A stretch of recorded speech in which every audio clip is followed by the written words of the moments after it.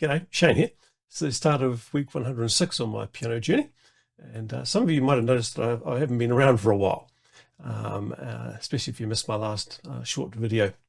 Back at the start of week 100, I needed to have some surgery, and surgery went well, but I've had a few sort of post-op recovery issues, and I was needing to take a break from practice after the surgery anyway, under doctor's orders. So anyway, we're back at the start of week 106. I'm about to have my next lesson, which I think is lesson number 78.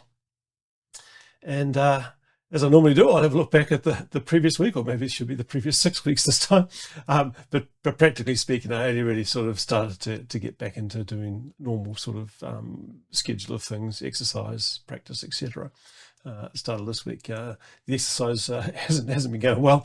only been able to sort of get through half my workouts to date, so it's going to take a little while, but we'll see how the piano practice and so forth goes. The practice so far, I've had 2 sessions, about 40 minutes each, just to try and get the pieces, remind myself of the pieces I was doing, and try and sort of see just how badly they'd gotten. It was actually pretty good. The jumping bean, which is one of my main pieces, it didn't seem to have gone backwards too much at all, so I was pretty pleased about that. The other piece that I've got on the go is short and sweet. That had gone backwards a bit, and I haven't managed to, well, it's only been 2 practice sessions, I haven't managed to get that back to where I seem to recall it was. So obviously a bit of work to do on that, and I think there's a piece at the bottom of that particular piece which I know I've been taught, but I've actually forgotten what some of the symbols and things actually mean. So I was having to take a bit of a guess at those 2. So it's been a bit of a slide on that one. On the really positive front, though, is Song of the Pine Tree, which is a piece I retired a few weeks back, actually. Well, a few weeks before I stopped. But I was keeping on the go because I wanted to try and get a good performance out of it. And that's actually that's held up pretty well. I had a couple of run-throughs of that, and yeah, pretty pleased with how that was actually. So that's all good. So obviously the muscle memory sort of sticks with you for a while, which is good to know.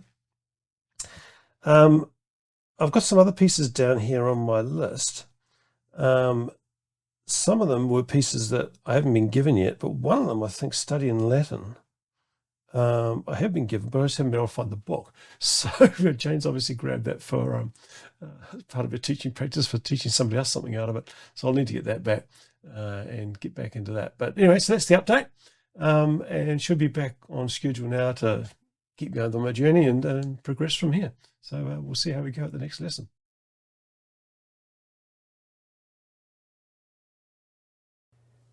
G'day. Going to be learning a few new pieces over the coming weeks. So I thought I'd just do an updated resources section for the pieces I'm currently working on, and also the pieces I'll be working on in the future. So we'll start with the future focus ones first, so that I can then just trim the ones that are going to get retired off the back of the video. So first up is Jazzin Around 2, Book 2, by Kerin Bailey. And the book piece I'm going to be playing from this is going to be the Study in Latin, which is on page 8. That's that. The next piece to talk about is Musette from book 1 of Encore, which we'll be getting to in, I think, probably in a week or two's time, that one.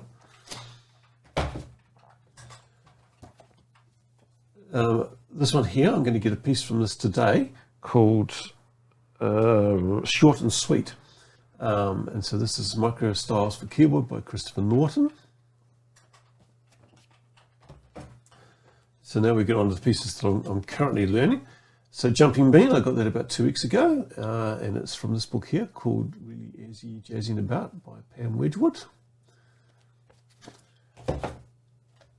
The piece I'm retiring today is Caprice, and it is from this book here, Piano Time Classics, which also has another piece which will be retired very shortly, which is the Unfinished Symphony, which I'm currently working through as well. So playing 2 pieces from this book at the moment. This was retired few weeks back now, but it has Song of the Pine Tree in it, which is the piece that I'm trying to get up to a performance. Well, my performance standard basically is a clean run through without any errors.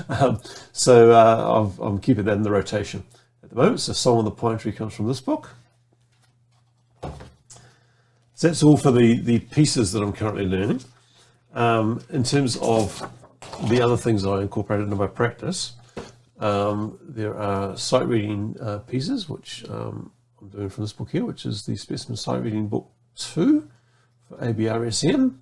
And the idea here is that you basically open a page at random, pick up a piece from that page at random.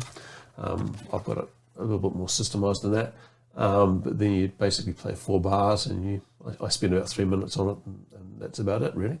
So add that into my practice. And scale charts, which I've got them here for both white key majors and the white key harmonic minors. So the colours on them indicate where the fingers depart from the white keys basically, so when they go sharp or flat, etc. These are available from Jane's Accelerator Piano website. You can just download them for free and then print them out. And she's got versions that have the colours on them if you're like me and just want a signal as to when you need to make a change. Or if you want to go sort of hard out on it and don't want any tips, she's got ones that don't have the colours on them. So you make your choice. I think they're both in the same file, and you just sort of print out the page you want. So that's it for the sort of resources, music-wise, etc.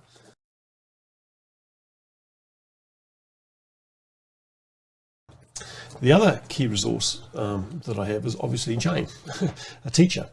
And I can't tell you just how useful having a teacher actually is. I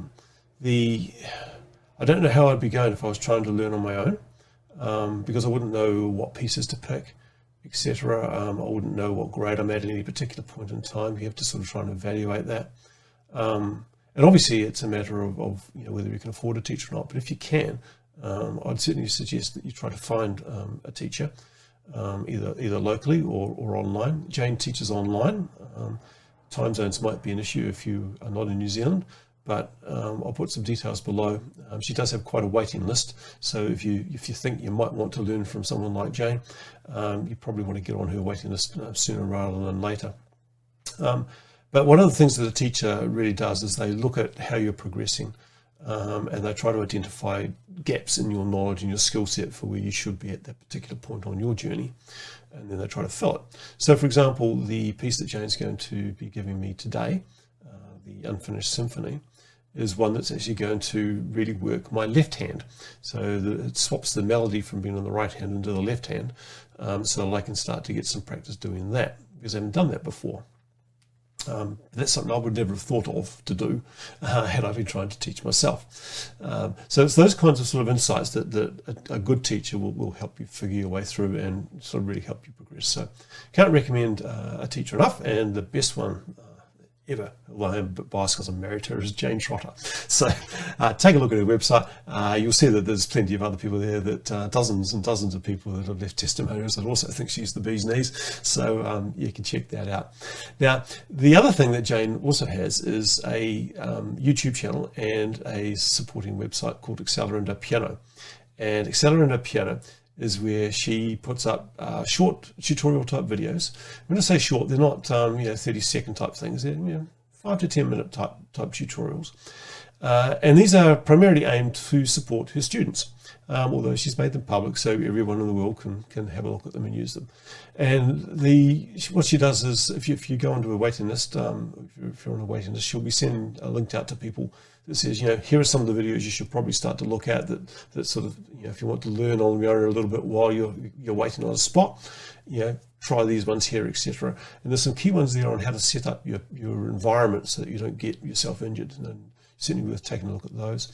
And if you are, if you have a teacher, then you may well be able to find some supplementary resources on Jane's website that supplement what you're already learning from your own teacher. And if you currently don't have a teacher, then you might be able to find some things there that sort of also help you on your way. It's not lessons as such. It's not going to teach you how to play a piece, but it will teach you things like, how to play scales, how to sit properly, things that you possibly haven't really sort of thought about. I think the last one she's done, and I'm not sure what's up yet, is how to make sure you're relaxing when you're playing chords. I think it's called Don't Death Grip Your Chords or something like that. So there's sort of a variety of things like that. Definitely worth a look. And on the each one of those, well, not each one, but most of those tutorials also have a supplementary resource, and that's where these come in. So the scales tutorials that teach you how to play these scales and tell you the tricks about what fingers to move where, etc. Also have sheets available for download, and they're on her website under the resources page, and you can access those there. And that's what I've done here. I've just printed those out, laminated them so that I can flip them over and they don't sort of get crumpled, etc. So that's the other resources that I use. Can't highly recommend a teacher enough. So there you go. And I'll update this resources section as the books, etc. change.